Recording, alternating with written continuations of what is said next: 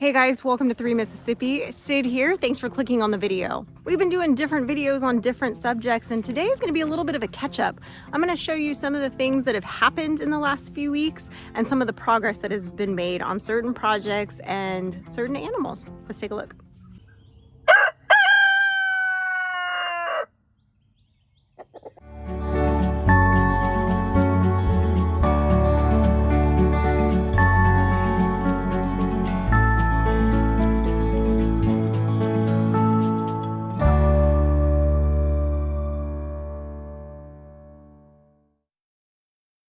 So you can see Mike's garden is looking really nice here. We've got all his tomatoes over along this side. So I'm walking between all of the tomatoes right now.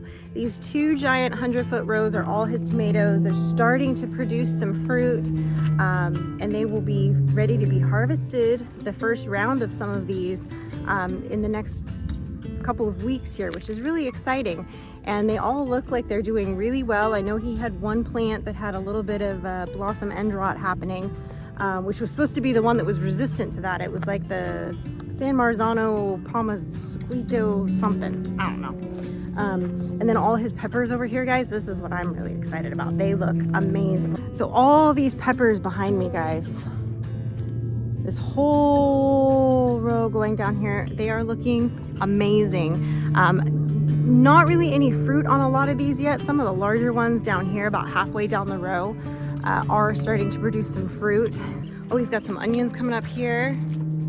We'll go look at his little victory garden. So on our way to the victory garden, we've got some of our fencing materials and gardening materials staged over here as we progress. But let's go look over here. Give you guys a little perspective here as to where we are. So we've got the main garden over here. There is the abandoned garden right down there. I can't say it's fully abandoned. There's still some strawberries and potatoes down there, but it is not the main garden any longer. And this area that I'm walking through right now in this straight line is actually where the new fence line will be to help protect the garden and to fence this area off right here for the livestock. So we'll have goats over there, we'll have a horse over there eventually and some sheep, and then we'll be working on fencing this larger area up front where the pond is. And this temporary pen is going to get moved into the temporary goat area for a little while, but you can see they got the first post here in the grounds this week. Hopefully we'll get more progress on that when they have a bigger chunk of time to get that done. But this gate here behind me won't be here anymore. It's kind of on a slope right here, so it's kind of strange. It's going to get moved up onto flat ground over here. But then everything directly behind me will be that first section of pasture that we fence off. Take you guys over to the victory garden. Guys, I was thinking about it today, and I can't believe we've been here almost a year. The end of July 25th will be a year since we landed here. So it's been an interesting year. It's been crazy. A lot of things that we didn't expect and a lot of things that we were very grateful for. But, oh, Mike just caught me out here talking to myself. That's always awkward. What are you doing? I'm filming. No. So I was on my way to mow, hence the earmuffs. But Sid asked me to pause and talk to y'all a little bit about my little victory garden here. I have a much larger garden down there, y'all know that, but this was the first thing that I planted. There's a little spot where the previous owners had a garden, and I didn't have anything set up to have a large-scale garden yet, and I wanted to get something in the ground. So the term victory garden, if you guys are not familiar with it, was coined back in World War I and then kind of recapped again in World War II. And the whole idea was the U.S. government, back when they cared about the people, wanted everybody to grow some of their own food to offset the food that we were having to ship overseas, and then also to offset, you know, the shipping materials that were being used. Back then it was a lot of metal, and of course they needed the metal to make guns. So anyway, I like the term victory garden. It's cool.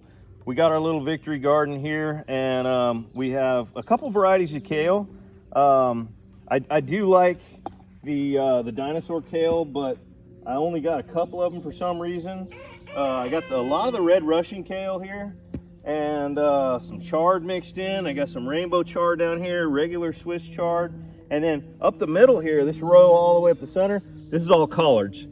I do like me some collards, so we got those in. And over here got some mustard greens on the side. So, you know, if you're making a salad out of this, you got a little bit of chard, you got your kale, mix in a little bit of mustard greens, get a little spice to it. And then I've got some corn in the middle that is sad. Unfortunately, you know, I didn't feed it enough nitrogen. You can tell it's a little spindly, but it is what it is. We'll get something out of it, and I learned a lot about corn in Mississippi. So, and then over here is where I had my garlic, which we've already harvested, and it's drying now. I have a little bit of elephant garlic left on the edge there, and you can see, you know, the bottom leaves are starting to turn brown. So we'll be harvesting that soon. Actually, I'm doing a cool little experiment. I've always said, because I've always been told, that if you cut the scapes off, it'll allow the plant to direct more on the bulb and you'll have larger bulbs. Well, I got to thinking, I don't like to say stuff just because somebody told me that stuff. So this year I'm doing an experiment. I left 2 of these scapes on purpose, and I'm gonna compare them to, like, this plant is about the same size and this plant is about the same size as those plants. So when I harvest these, I'm gonna compare them and see if it actually does make the bulbs bigger. But I do kind of like these little purple flowers. Yeah, they're pretty. And they make a nice garnish. I'm pretty sure that one had a bug in it. But they taste pretty good. They're high in protein. Lovely. Anyway, hey, guys, go grow a victory garden. I'm going to go mow. And Curly. And Larry. So guys, my laying hens that I got a couple months ago are now out here in the coop with everybody. We have another shade on order for over here. It just hasn't made it here yet. It's all my littles.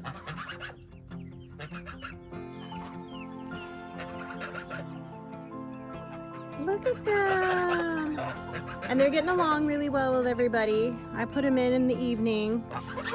Bunko's come in here a few times now and played with everybody, but he leaves everybody alone. This is my handsome boy, Roderick. Yes, I know. They're so cute. Mike's going down there to mow. But all the littles are doing really well out here. That's a big step getting them out here. Probably won't get eggs from any of these guys for at least 4 or 5 more months. So, you know, that's how these things go. They have to take time to mature, but right about fall, they should be at point of lay. And I did consider collecting some of the eggs from my barred rocks that are out here, and Rico the rooster, who's also a barred rock. But I had already had these guys on order, and to be really honest, I've spent a lot of time incubating eggs, and I just wasn't feeling it this season. I just was like, I don't really want to mess with incubating this year. Sorry if it's getting loud because of the mower. That's life on the farm, right? He's kicking up a bunch of little rooster tail right there. Speak of Rico, there's a rooster tail. But honestly, you know, I just didn't feel like busting out the incubator. So I just decided, you know what, I'm not going to incubate any babies this season. I did think about it because I did have birds coming in the brooder, but I just decided not to. And then I'm very excited because y'all know, if you followed us from California at all, know how much I love Muscovy ducks. I think they are the best. Now, they're not the greatest if you're looking for an egg layer duck, because they only lay seasonally.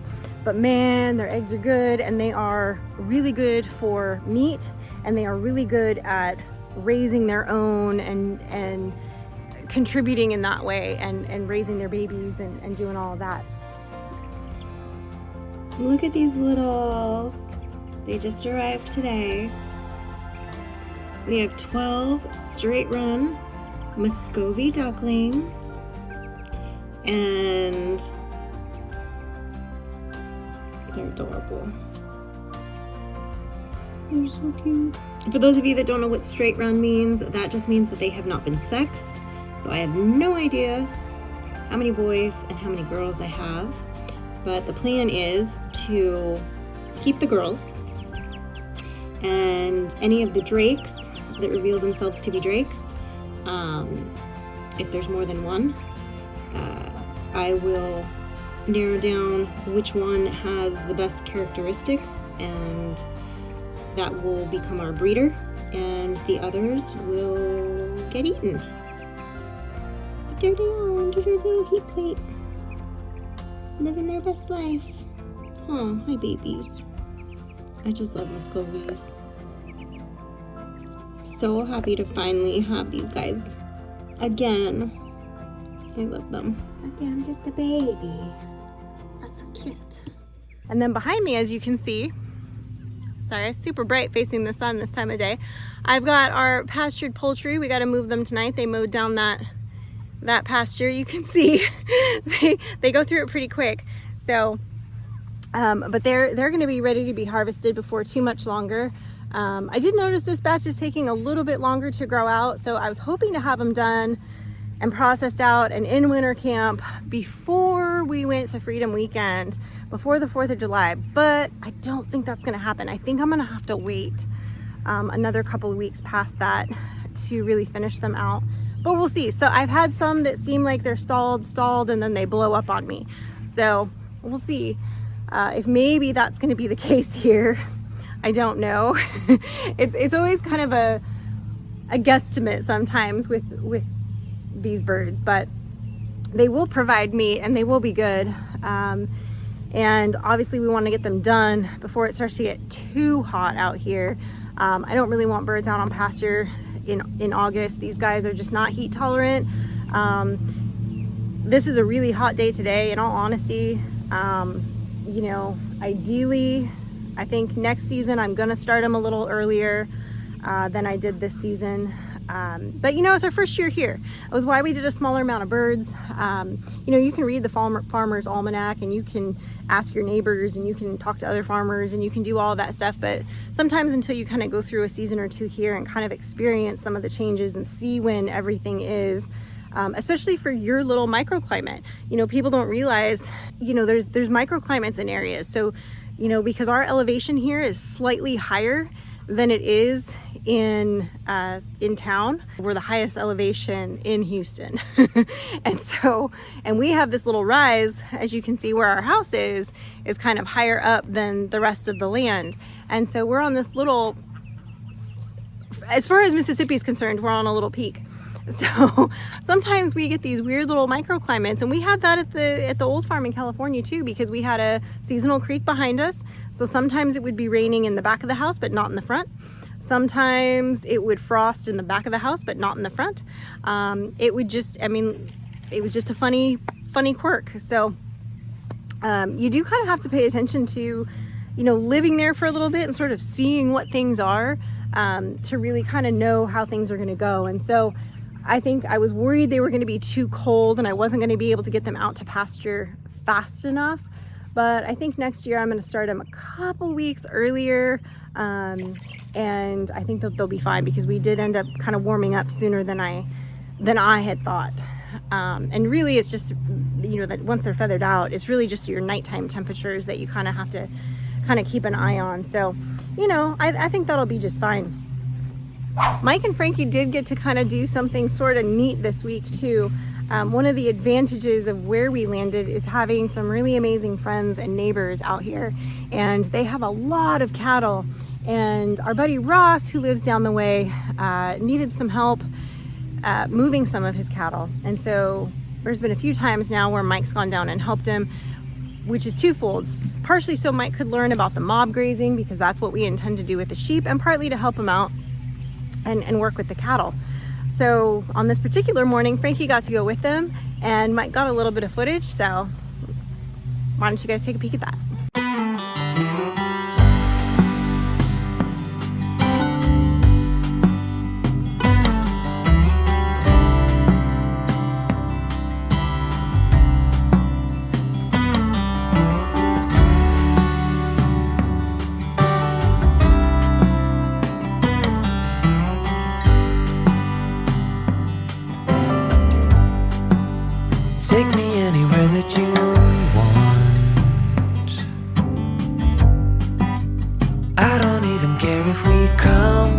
again.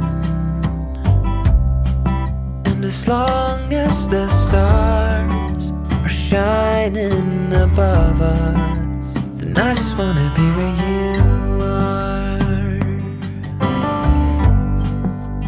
I don't wanna close my eyes, then I might miss a moment of you.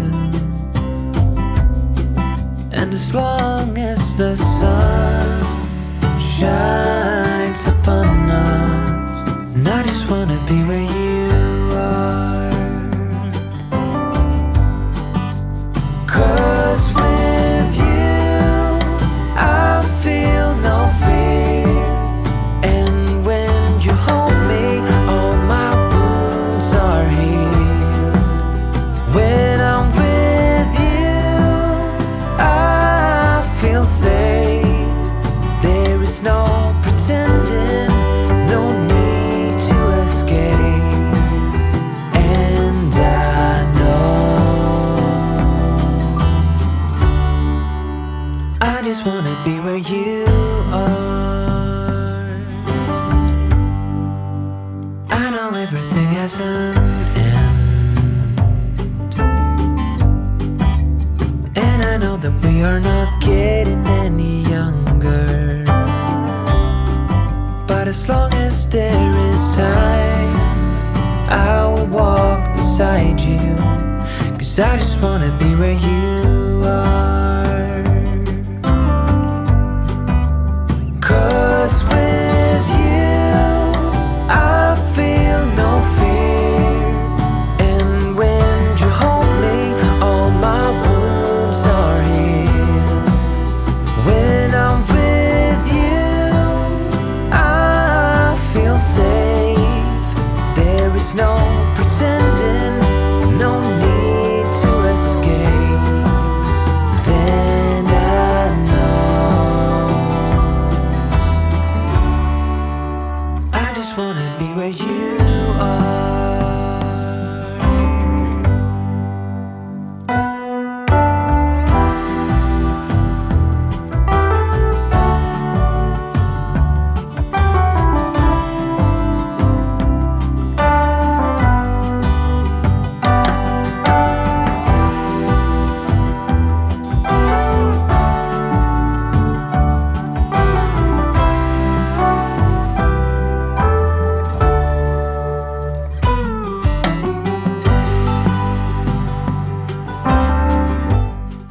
Guys, I can't believe it's been almost a year since we made the trip from California to Mississippi. I feel like we have done quite a bit, but I also feel in some ways like we're behind from where we thought we would be. But all in His time, we will get it done. We will get where we want to be. Still learning some of the lay of the land and the area and the weather and how things react out here. So I think we've made good progress considering we're kind of taking it all in. So I hope you guys have enjoyed the journey so far. I think in a couple weeks here next month, I will be doing a full review video of the year. So I'm going to start work on that here pretty soon and really show you guys kind of start to finish all the things that we have done since we've gotten here. What an amazing journey it's been so far, guys. I can't wait to continue it and see what else is going on and watch as we develop this land and get livestock out on it, because that's what I live for. I live for the livestock. So he lives for the plants, I live for the livestock. Thanks for hanging out with us, guys. We appreciate you, we love you, and as always, stay blessed and safety's off.